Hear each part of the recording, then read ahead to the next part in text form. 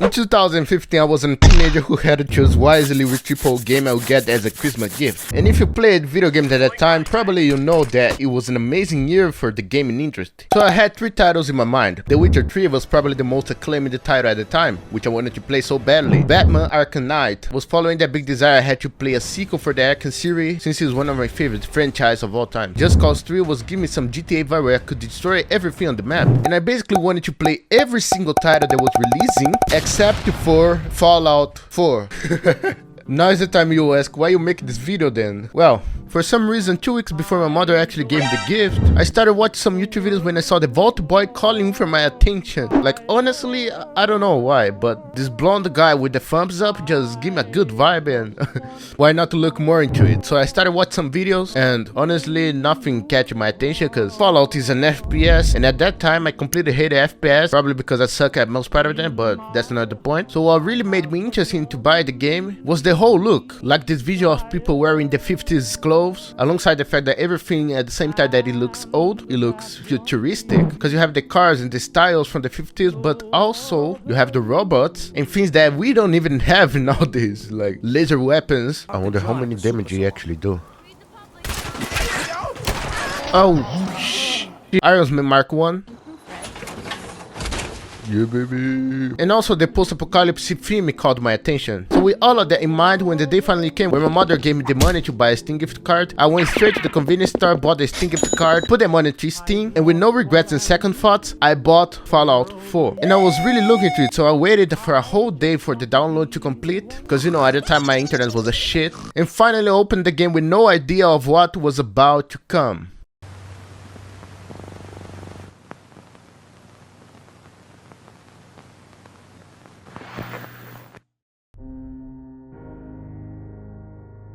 So after hitting the play button, we have an extremely dramatic and sad cutscene about the war and how humankind is gonna end with themselves at some point in history. Cause you know, war never changes.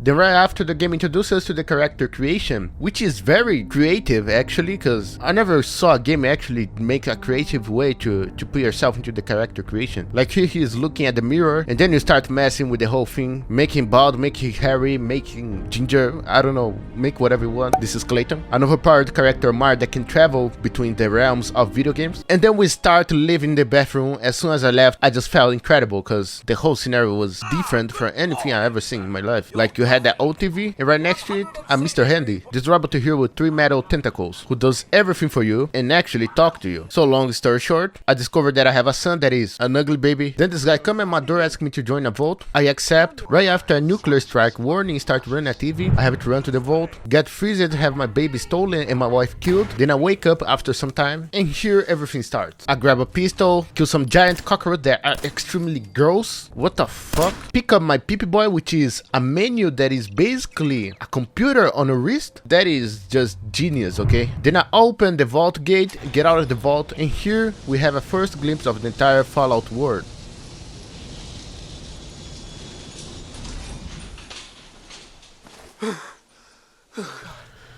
Ooh. Home sweet home. It never fails to amaze me. So as soon as I get out the vault, I go to my old place and find out that Codsworth, the octopus Mr. Handy that worked for me, is actually still alive. And by talking with him for a little bit, I actually made him open his iron heart and say things like he missed talk to me or he missed my son. Oh son, it's been just horrible. 2 centuries with no one to talk to, no one to serve. I spent the first 10 years trying to keep the floors waxed. Was I actually having compassion for the robot? I mean, what the fuck, bro? Okay, I just made some things, get out of the sanctuary, and came across with this gas station where I made for the first time the best companion you can ever had in the whole Fallout series. Like, I'm serious here. This is the best companion, Dogmeat. He does basically everything for you. He finds items for you. He bites enemies' leg for you. He tears enemies apart. He doesn't need a relationship efficiency since he already loves you with all of his heart. Dogmeat is just the best thing and best companion of the entire Fallout series. And afterwards, I just kept playing the game normally, following the main quest line, the main campaign. But a funny thing is, as I keep proceeding throughout the game, I started to realize that Fallout is not about your quest line or know the whereabouts of your son, because that's the main quest line of the game. You gotta find your son whereabouts. But I actually realized that Fallout is more than that. And as I kept playing it, the main quest line became the least interesting thing of the entire game. I wanted to know more about the surrounding areas, the NPC stories, how the radiation affected each living being of the world, creating monstrosities. For example, the mole rats, big mole rats with the only purpose of giving you a heart attack. Then we have the ghouls affected by the radiation. Some of them keep their rationality, and others don't, becoming the zombie who runs crazily towards you to get your whole body. Do something, Dogmeat. Come on. Come on, bro. Come on, bro.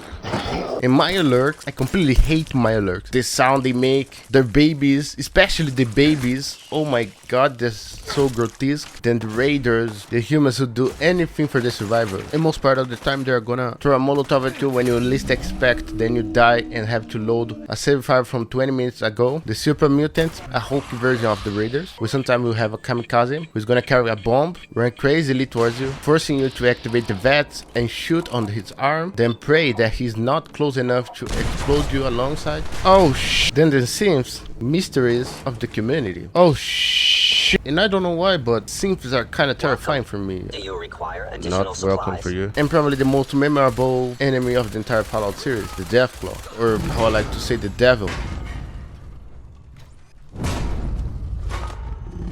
And I know it's not a devil, I know it's a chameleon made by the government as a weaponry purpose, but come on, this shit is the devil. And I know that Fallout sometimes may seem like just a game where you wander around, kill some enemies, gain XP and level up your character. But for me, it's actually more than that. Fallout for me is about immersion. It's about putting your head into the chaotic world and get to know all the factions, get to know all the NPCs, the stories, enter a new place and start to wonder what the fuck just happened there, do some completely strange side quests, and start discovering every secret of the entire world, because Fallout is rich in immersion, is rich in world story. And like I said, the main quest line was not my favorite thing at the game. It was like to wander around and just enjoy the whole world and embrace all the feelings. Like I still remember the first time I had to go to the glowing sea, and like you can only go there by wearing this suit, and it was completely amazing and terrifying for me.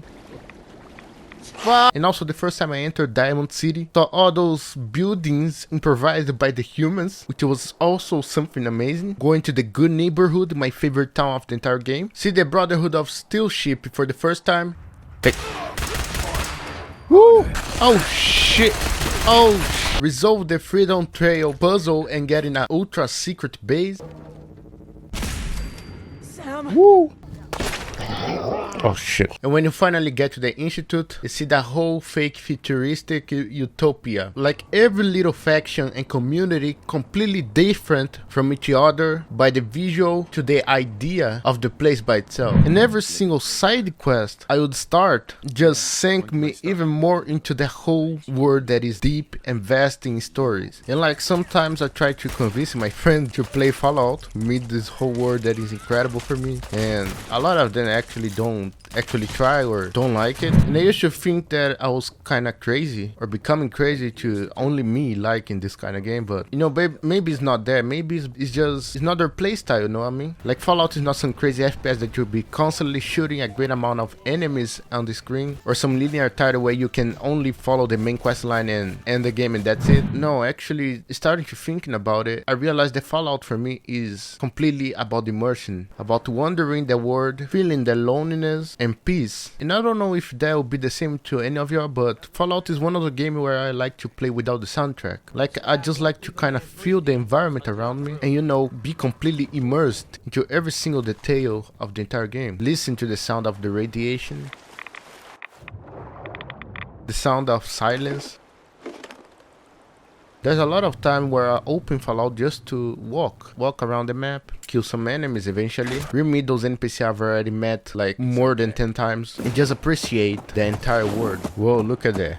It's your mom. And Fallout 4 may not be the best Fallout, but for me it is, because it introduced me to the whole world. Afterward, I just had to play the Fallout 3 and Fallout New Vegas. They were also incredible. I actually come back to the 76 sometimes, not often, because the game is kind of weird. I mean, yeah, they pretty much fixed a lot of things, but it's still kind of weird. But Fallout 4 is one of those games where I don't even try to uninstall or anything. I like to keep it there on my library, because I know that eventually I'll be back into the world. And remember when I said at the beginning that in 2015 I wanted to play everything except for Fallout 4? Yeah, Fallout was not the game I wanted to play, but it ended up being the best game I could have chosen to play. Because among all those titles, Fallout was the one I enjoyed the most. And playing the game taught me a very important lesson about life. You know, sometimes you gotta open your mind to new experience. Even so those experiences are not included on your life, you know, it's good to try. Because just like me, you may find a new passion. I mean, I'll never play Fallout or know this incredible universe if I just kept my mind off not liking any FPS. And thanks God I opened my mind for that. So yeah, tell me what you thought about the video, which Fallout you like the most. Like and subscribe to the channel to help me. And watch this video right here, where I talk about Risk of Rain 2, a completely masterpiece on the indie roguelikes genre. Thank you all for watching, and until someday.